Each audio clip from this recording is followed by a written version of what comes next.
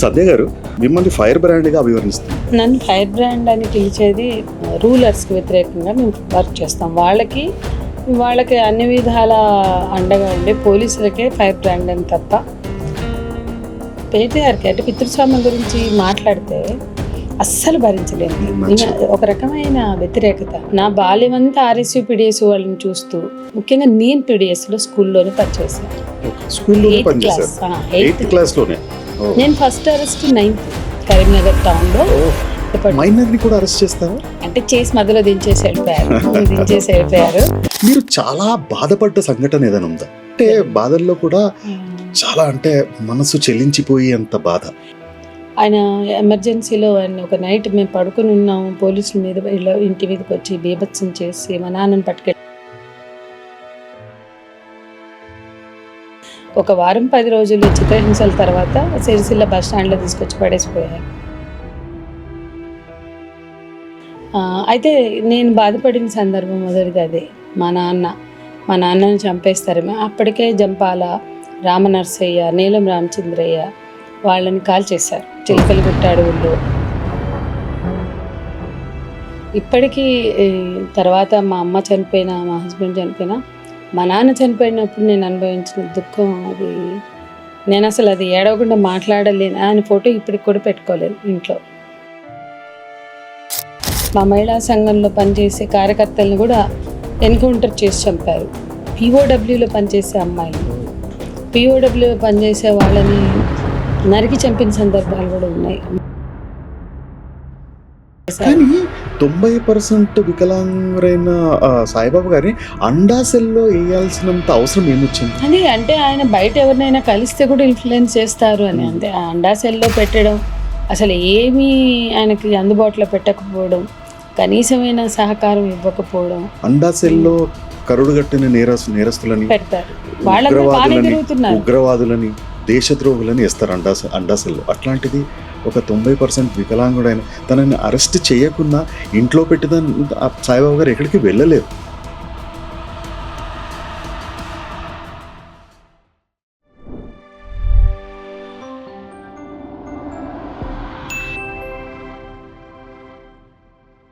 నమస్తే సంధ్య.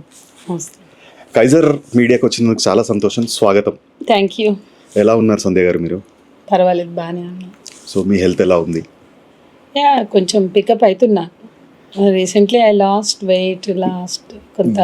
మీరు అదే అలాగే కనిపిస్తున్నారు, ఎందుకంటే మీ వెయిట్ లాస్ అయ్యారు మీరు. సో కొంచెం హెల్త్ ఇష్యూస్ ఉండే అన్ని విధాల, బికాస్ నా ఇంట్లో జరిగిన ట్రాజడీ వల్ల కొద్దిగా చాలా బాగానే ఎక్కువ ఎఫెక్ట్ అయ్యారు. And we are very sorry for the loss అండి. Thank you. సంధ్య గారు, యాక్చువల్గా మనం క్రక్స్లోకి వచ్చేస్తే కనుక మిమ్మల్ని ఫైర్ బ్రాండ్గా అభివర్ణిస్తుంటారు. దాన్ని మీరు ఏ రకంగా స్వాగతిస్తుంటారు? నన్ను ఫైర్ బ్రాండ్ అని పిలిచేది ఎప్పుడు కూడా ఎక్కువగా అట్లా భావించేది, మేము ఏ ఐడియాలజీకి వ్యతిరేకంగా పోరాడుతున్నాము, అట్లాగే ఏ పాలకుల విధానాలకి, ప్రజా వ్యతిరేక విధానాలని ప్రజలపై రుద్దుతున్న రూలర్స్కి వ్యతిరేకంగా మేము వర్క్ చేస్తాం. వాళ్ళకి అన్ని విధాల అండగా ఉండే పోలీసులకే ఫైర్ బ్రాండ్ అని తప్ప కామన్ పీపుల్ మేము ఏ ప్రాంతాల్లో పనిచేస్తామో, హైదరాబాద్లో బస్తీల నుంచి అనేక గూడాలు, ఆదివాసీ ప్రాంతాలు, తండాలు మేము తిరుగుతూ ఉంటాం నిరంతరం. నేను 40 ఏళ్ళ పైనే ఉద్యమంలోకి వచ్చి పనిచేస్తున్నాను. ఆ రకంగా ఎవరు కూడా భయపడేంతగా ఉండదు. చాలామంది అట్లా అంటే ఈమె ఒక ఫైర్ బ్రాండ్ అన్నట్టుగా చూడరు. ఖచ్చితంగా స్టేట్ అండ్ సమ్టైమ్స్ పెట్రియార్కల్ ఇష్యూస్లో కూడా కొంత టఫ్గా ఉంటాము. అప్పుడు వాళ్ళు కూడా అంటే మేము ఎవరినన్నా కానీ సంధ్య గారు అంటే ఫైర్ బ్రాండ్, సంధ్య గారు వచ్చేసేసి ఎలియాస్ ఫైర్ బ్రాండ్ అని చెప్పేసి అంటుంటారు. బేసిక్గా అది మీ ముందు అన్నారో లేదో తెలీదు, అది మీ వరకు వచ్చిందో లేదో తెలియదు. సంధ్య గారు అంటే ఫైర్ బ్రాండ్. అమ్మో భయం అంటారు. ఇప్పుడు ఎవరైనా బంధువులు కానీ ఫ్రెండ్స్ కానీ ఏదైనా సందర్భం వస్తే అమ్మో అంటారు. కానీ ఫైర్ బ్రాండ్ అంటారు. కానీ ఇప్పుడు నేను మీతో ఇంతసేపు నుంచి మీ అందరితో మాట్లాడుతున్నాను, మీకు అనిపించిందా? లేదు, ఇక్కడ అనిపించలేదు. కాకపోతే ఆ సబ్జెక్ట్ లోకి వెళ్తేనే మీరు ఫైర్ బ్రాండ్. ఎస్, నేను నా జీవితంలో రాజీ లేని పోరాటం చేస్తున్నాను నేను అనుకుంటున్నాను. నాకు తెలిసి నేను ఎప్పుడు కూడా రాజీ పడలేదు. దీంట్లో ఒకటి ఉండదు, పులి ఒక అడుగు వెనకేస్తే అది సామెత ఉంది కదండి, వేసేసి ఒక అడుగు 2 అడుగులు అంటే వెనకేస్తే అది అది ఉద్యమ ఓడిపోయినట్టు పరంగా కాదు. కావచ్చు, వ్యక్తిగత జీవితాల్లో కూడా కొన్ని బ్యాక్స్ ఉంటాయి మనకి. అలాంటి సందర్భాల్లో వెనకడుగు వేయడం, స్లో డౌన్ చేయడము అలాంటివి ఉంటాయేమో, కానీ రాజీ పడని జీవితాల్లో ఖచ్చితంగా ఆ నిఖచ్చితనం ఉంటుంది. నేను ఇప్పటివరకు ఎవరితో కూడా అట్లా కాంప్రమైజ్డ్ వేలో మాట్లాడలేదు.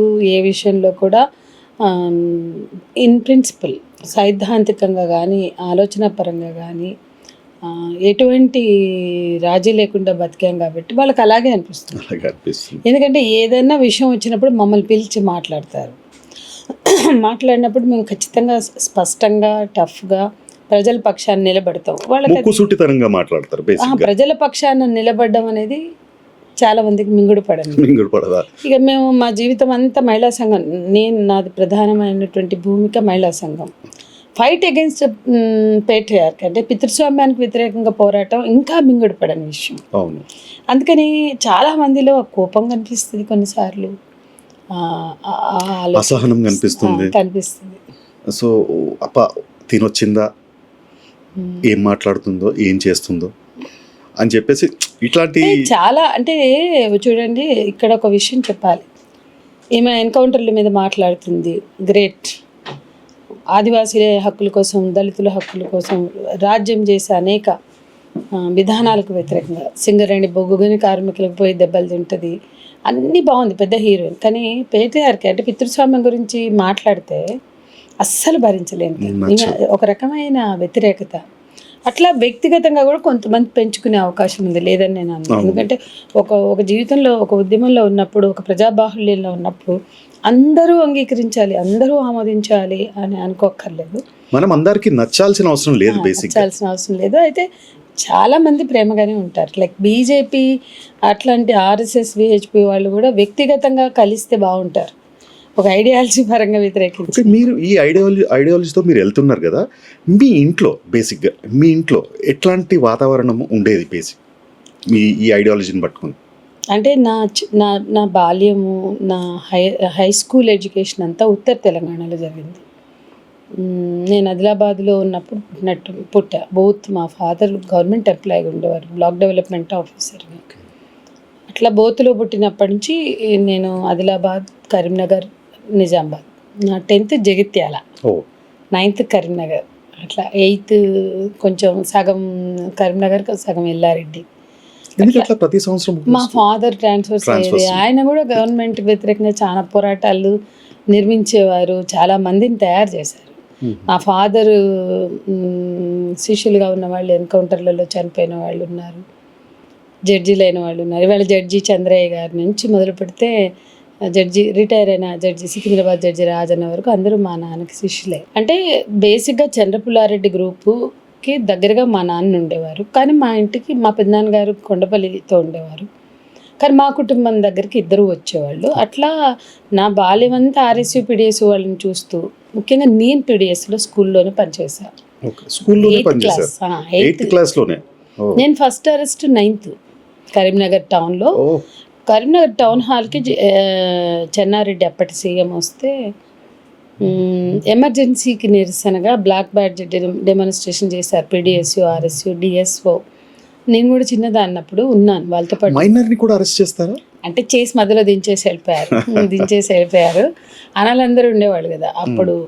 మా ఇంటికి వచ్చి వెళ్ళే అన్నలు చాలామంది పెద్దవాళ్ళు. ఇప్పుడు పాపం కొంతమంది చనిపోయారు ఎన్కౌంటర్లో. వీళ్ళందరినీ చూసి మీరు ఒక ఎంకరేజ్మెంట్ లాంటిది మీకు వచ్చి మీరు దీంట్లో జాయిన్ అవ్వడం జరిగిందా? లేదా మీ ఇంట్లో తల్లి, తండ్రి, మీకు బంధువర్గము లేదంటే మిత్రులు వీళ్ళు ఏమన్నా మీకు సపోర్ట్ చేశారా? లేదు దీంట్లో మేము చిన్నవాళ్ళం. మా నాన్నగారు ఏమి నువ్వు ఇలా అవ్వాలి అంటే, మా నాన్నగారు అట్లా చెప్పేది ఉంటే మా అన్న తమ్ముడు కూడా అయ్యేవాళ్ళు. అట్లా ఏం లేదు, మేము ముగ్గురం పిల్లలు, నా సిబ్లింగ్స్ని. మా అన్నకి తమ్ముడికి సింపతి ఉంటుంది తప్ప ఉద్యమాల పట్ల డైరెక్ట్ పార్టిసిపేషన్ లేదు. మా అమ్మ కూడా అంతే. మా అమ్మ వచ్చిపోయే వాళ్ళకి వండి పెట్టడంతో ఆమె జీవితం అయిపోయింది. కానీ మా అమ్మ మా నాన్నగారికి సహకారంగా ఎవరు వచ్చినా ఆదరించింది. మాకు అసలు ఆయన చనిపోయే వరకు ఏమి ఇంట్లో విలువైన వస్తువులు కూడా లేవు. బ్లాక్ అండ్ వైట్ టీవీ కూడా లేదు. 94లో మా నాన్న చనిపోయింది. ఆఫీసరే కానీ ఆయన ఎట్లా ఉండేదంటే వాళ్ళకు ఉండే జీపులు కూడా మేము ఎక్కకూడదు అన్నట్టు ఉండేది. అంటే ఆయన చాలా హైలీ ప్రిన్సిపల్డ్. ప్రిన్సిపల్ మా ఎడ్యుకేషన్ మొత్తం గవర్నమెంట్లోనే, ప్రైవేట్ ఎక్కడ నేను గవర్నమెంట్ జిల్లా పరిషత్ గర్ల్స్ స్కూల్స్లో చదివిన, హై స్కూల్. మీరు చాలా బాధపడ్డ సంఘటన ఏదైనా ఉందా? ఉన్నాయి జీవితంలో. బాధపడకుండా జీవితం ఎవరిది అంటే బాధల్లో కూడా చాలా, అంటే మనసు చెల్లించిపోయి అంత బాధ.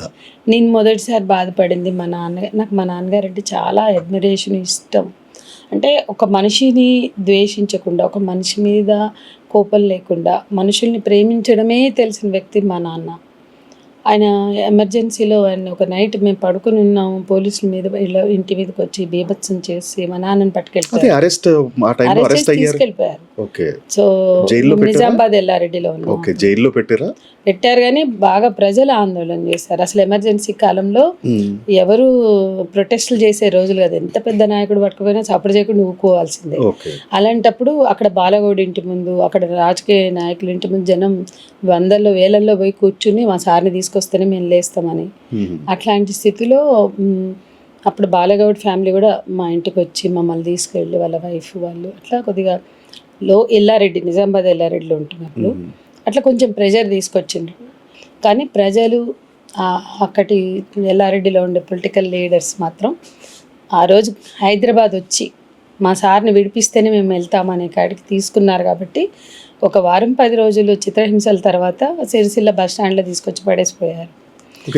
దీనిపైన ఈ ప్రభుత్వ ఉద్యోగం పైన ఎటువంటి ఇది కనిపించలేదా? లేదు, జాబ్ అయితే కంటిన్యూ అయింది నాన్నది. అయితే నేను బాధపడిన సందర్భం మొదటిది అదే.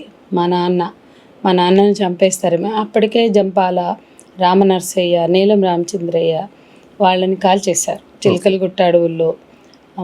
వాళ్ళందరూ మా ఇంటికి వచ్చి వెళ్ళిన వాళ్ళే. మా నాన్న బాధపడుతుంటే ఏమైంది అంటే వీళ్ళని కాల్ చేశారు అని చెప్పారు. మా పెద్దనాన్నగారు కూడా యూజీలోకి వెళ్ళిపోయారు.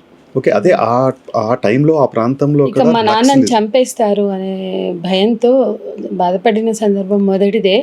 మళ్ళీ అంతే ఎక్కువ బాధ మా ఫాదర్ 94లో చనిపోయినప్పుడు పడ్డాను. నన్ను ఇప్పటికీ తర్వాత మా అమ్మ చనిపోయినా, మా హస్బెండ్ చనిపోయినా, మా నాన్న చనిపోయినప్పుడు నేను అనుభవించిన దుఃఖం అది నేను అసలు అది ఏడవకుండా మాట్లాడలేను. ఆయన ఫోటో ఇప్పటికి కూడా పెట్టుకోలేదు ఇంట్లో.